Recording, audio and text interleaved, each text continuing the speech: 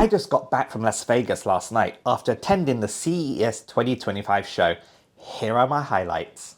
CES is spread across various venues, including the Las Vegas Convention Center. Be prepared to do a lot of walking across the several venues. And I would suggest to also make use of the monorail. You could feel the massive international presence of the attendees and exhibitors.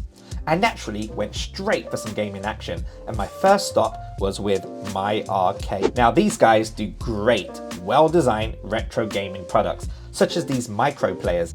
The CES exclusive included a new collaboration with Sega, as well as the Bandai Namco and Capcom games licensed on a single hardware. Also worth mentioning is the 45th anniversary of the iconic Pac-Man.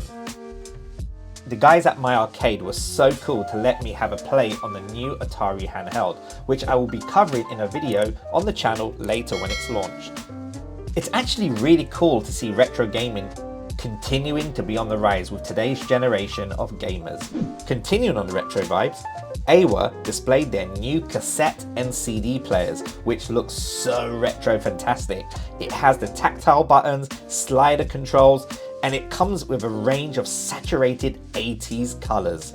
It was also nice to see analog pinball machines still popular with new games as part of the rising retro scene. There was also a lot of VR hardware being shown, aimed for both consumers and arcade and simulation gaming businesses, as well as this Godzilla roller coaster action shooter arcade ride. The big giants such as Samsung were also there, as well as LG, who were there with their huge impressive screen technology, which feels so immersive with the content showcased. But the one that stood out for me personally had to be Sony with their big announcements, such as the awesome HBO series The Last of Us Season 2, and this really cool show floor display as part of the announcement of the new Horizon Zero Dawn movie, which is in early development by Sony PlayStation Productions and Columbia Pictures. Sony put on a big live show demonstrating the Create Infinite realities. This is by far the most fun way of presenting a roadmap. Definitely beats keynote presentations, and I for one got inspired by the way Sony presented this in a memorable way. I continued to clock in more steps, heading over to the other venues. 3D printing technology is getting better and more affordable, and really aimed at any creatives or hobbyists.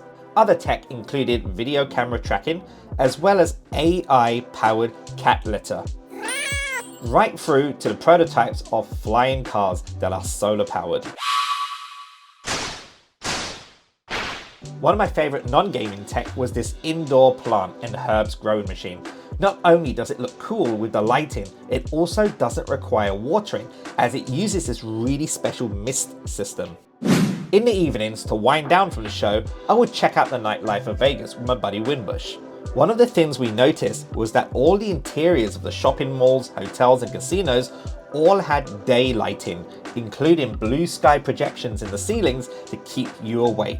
And I'm afraid that's all we got time for in this episode, but if you enjoyed this video, give us a thumbs up, let us know your thoughts in the comments below. If you did go to the CES show yourself, let us know what your favorite parts were, what your favorite products were. Until then, stay safe, see you in the next one.